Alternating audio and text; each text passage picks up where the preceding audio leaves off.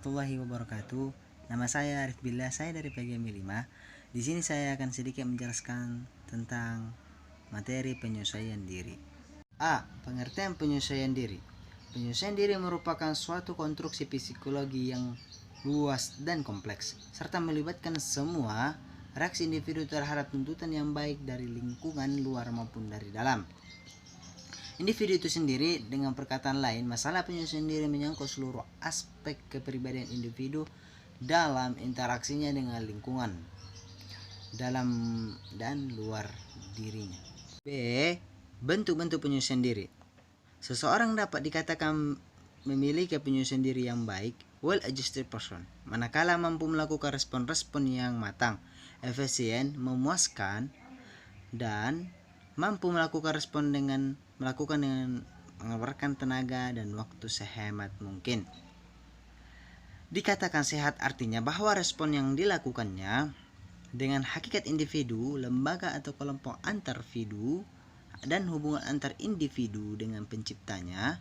Sebaliknya, reaksi yang tidak memuaskan, tidak efektif, dan tidak efisien seringkali diartikan sebagai penyesuaian diri yang kurang baik, buruk, atau dikenal dengan istilah malaswai atau maladjustment. Penyesuaian diri sebagai bentuk adaptasi atau adaptation. Pada mulanya, penyesuaian diri diartikan sama dengan adaptasi. Padahal adaptasi ini umumnya lebih mengarah pada penyesuaian diri dalam arti fisik-fisiologis atau biologis. Misalnya seseorang yang pindah tempat dari daerah panas ke daerah dingin harus beradaptasi dengan iklim yang berlaku di daerah tersebut. Dengan demikian, dilihat dari sudut pandang ini, penyesuaian diri cenderung diartikan sebagai usaha mempertahankan diri secara fisik atau self-maintenance to survival. 2. Penyesuaian diri sebagai bentuk konformitas atau conformity. Penyesuaian diri dimaknai sebagai bentuk konformitas banyak membawa akibat lain. Dengan memaknai penyesuaian diri sebagai usaha konformitas, menyeratkan bahwa di sana individu seakan-akan mendapat tekanan kuat untuk harus selalu melampaui menghindarkan diri dari penyimpangan perilaku, baik secara moral, sosial, maupun emosional. Dalam sudut pandang ini, individu selalu diarahkan kepada tuntutan konformitas dan terancam akan tertolak dirinya manakala perilakunya tidak sesuai dengan norma-norma yang berlaku. 3. Penyesuaian diri sebagai bentuk usaha penguasaan atau yang disebut mastery. Dengan kata lain, penyesuaian diri diartikan sebagai kemampuan penguasaan dalam mengembangkan diri sehingga dorongan, emosi, dan kebiasaan menjadi terkendali dan terarah.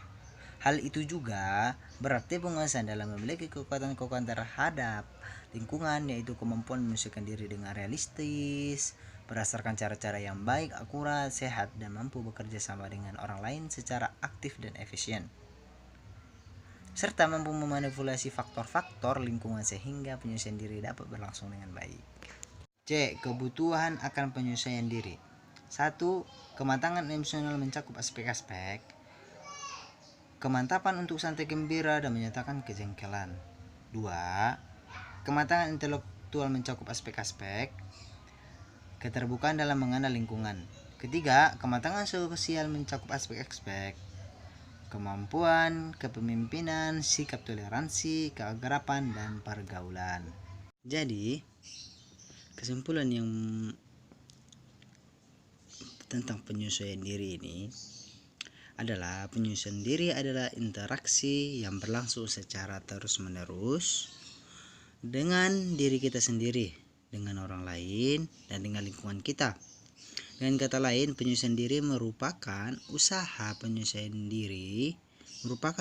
individu agar berhasil mengatasi kebutuhan, ketegangan, konflik, dan frustasi yang dialami dalam dirinya. Dari materi yang singkat yang sudah aku sampaikan, syukuran. Assalamualaikum warahmatullahi wabarakatuh.